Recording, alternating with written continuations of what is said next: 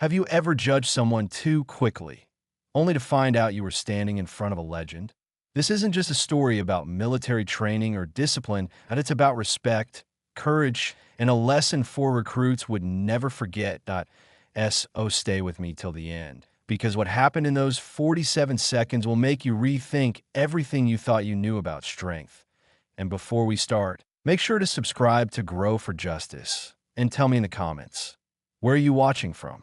Because today's story is one that deserves to be heard everywhere. The Navy training base at Coronado was buzzing as usual. Young recruits marching, instructors barking orders, and the Pacific wind carrying the scent of salt and steel. It was lunchtime at the mess hall, a brief, chaotic hour when everyone rushed in for a few minutes of calm before the storm resumed. Laughter echoed, trays clattered, and exhausted faces leaned over plates of mashed potatoes and grilled chicken. Among the crowd of recruits sat a woman, quiet, composed, barely speaking a word. Her name was Lieutenant Commander Rachel Hale. To most people that day, she looked like a logistics officer grabbing a quick lunch, someone who worked behind a desk. But in truth, Rachel Hale was one of the Navy's most decorated SEALs, a combat veteran with missions classified far beyond clearance level, a tea another table for new recruits, fresh out of boot camp, noticed her sitting alone. They were young, loud, and a little too confident for their own good. To them, Rachel looked like easy entertainment. One whispered, "Hey, check out the admin lady over there. Probably here to file our paperwork." Another snickered, "Bet she's never even touched a rifle." They laughed quietly, trying to impress one another, unaware that every word was reaching her trained ears. Rachel didn't look up. She simply ate, calm and silent.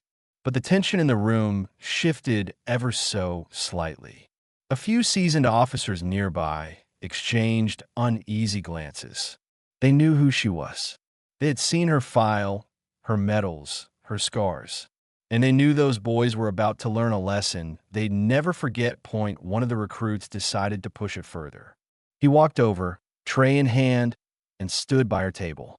"Excuse me, ma'am," he said mockingly. Didn't know they let office clerks eat with operators. His friend snickered. Rachel finally looked up, her blue-gray eyes steady as stone. "Office clerk?" she repeated softly. "That's one way to put it." He smirked, thinking she was embarrassed. "No disrespect, ma'am," he added with a fake grin. "We just figured SEALs eat out in the field, not in here." Rachel placed her fork down. "You're right," she said calmly. "We do eat in the field. Sometimes with dirt, sometimes with rain, sometimes with gunfire." She stood slowly. "But since you brought it up, maybe you boys could use a small demonstration." The mess hall went quiet. Even the sound of spoons scraping against trays stopped. Her voice wasn't loud, but it carried weight, the kind that silences a room. The four recruits exchanged confused glances.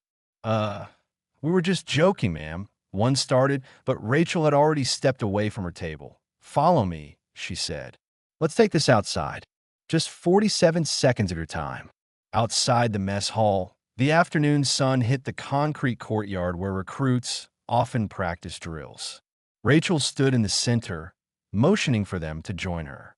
"Since you think SEALs don't eat with you," she said, "let's see if you can last just under a minute doing what we do to warm up."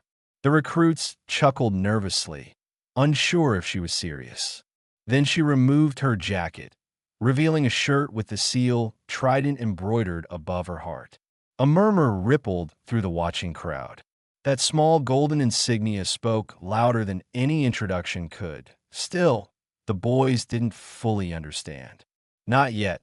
47 seconds," Rachel repeated, checking her watch. "You ready?" Sure," one said, forcing a grin. What happened next unfolded so fast that no one who watched would ever forget. In the first 5 seconds. Rachel dropped into perfect combat stance and executed a fluid disarm maneuver on the first recruit who tried to mimic her movements. Before he realized what happened, she'd swept his legs and pinned him flat on his back. 10 seconds. She turned to the second, blocking his mock punch, and flipping him effortlessly onto the ground. Her movements were clean, efficient, like a storm contained within a single human form. By 20 seconds, the third recruit lunged playfully, thinking it was still a game. But she sidestepped, grabbed his wrist, twisted, and had him immobilized in seconds. He yelped in surprise as his friends stared wide-eyed. "Still think seals don't eat here?" she asked quietly. By the time the 47th second hit, all four recruits were either pinned, winded, or too stunned to move. She didn't strike them hard. She didn't have to. Every motion was controlled, professional, surgical. When she finally released them, Rachel straightened her uniform and said softly, "Lesson 1. Respect is earned, not guessed. And never assume someone's story by what you see at a table." The watching crowd broke into quiet applause, not the kind that cheers, but the kind that carries reverence. Even the instructors nodded. The recruits stood, breathless and humiliated, but wiser. "Ma'am," one finally stammered, we didn't know." Rachel smiled faintly. "That's the point," she said.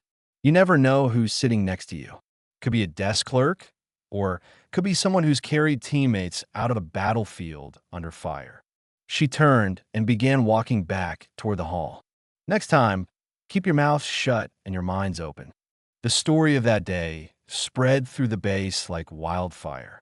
By nightfall, everyone knew about the 47 seconds that silenced the mess hall. The recruits who had mocked her requested to see her personally the next morning. They showed up outside her office, standing at attention. "Ma'am," one said, his voice firm but humble, "we wanted to apologize. And thank you. We were out of line." Rachel looked at them, expression unreadable. "Apology accepted," she said after a pause. "Now go train harder. One day you'll understand why discipline matters more than pride." They saluted her.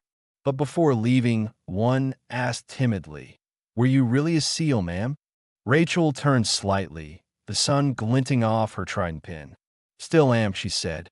"Once you earn it, you never stop being one." The door closed softly behind her. Weeks later, those same recruits were deep into advanced field training.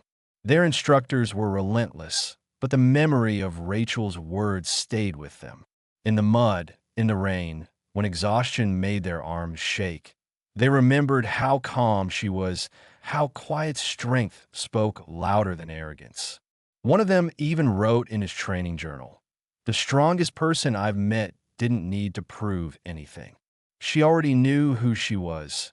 Months later, when they finally graduated, Rachel was there, standing in uniform at the edge of the parade ground. As their commander handed out badges, she watched silently. When the four men approached her after the ceremony, they stood straighter than ever before. "Ma'am," one said proudly, "we made it. Thanks for teaching us the hard way." Rachel smiled. "You earned it yourselves," she said. "Just remember, respect isn't given by rank or gender. It's earned every day you wear that uniform." Then she walked away, disappearing into the ranks of those who served quietly, leaving behind a legacy that would live on in whispers through every mess hall and every training ground. And that's how four recruits learned that strength doesn't shout. It stands tall in silence. If this story inspired you, make sure to subscribe to Grow for Justice for more powerful, true-style stories about courage, humility, and justice. And tell me in the comments, where are you watching from? We love hearing your stories and your cities. It makes our community stronger, one voice at a time.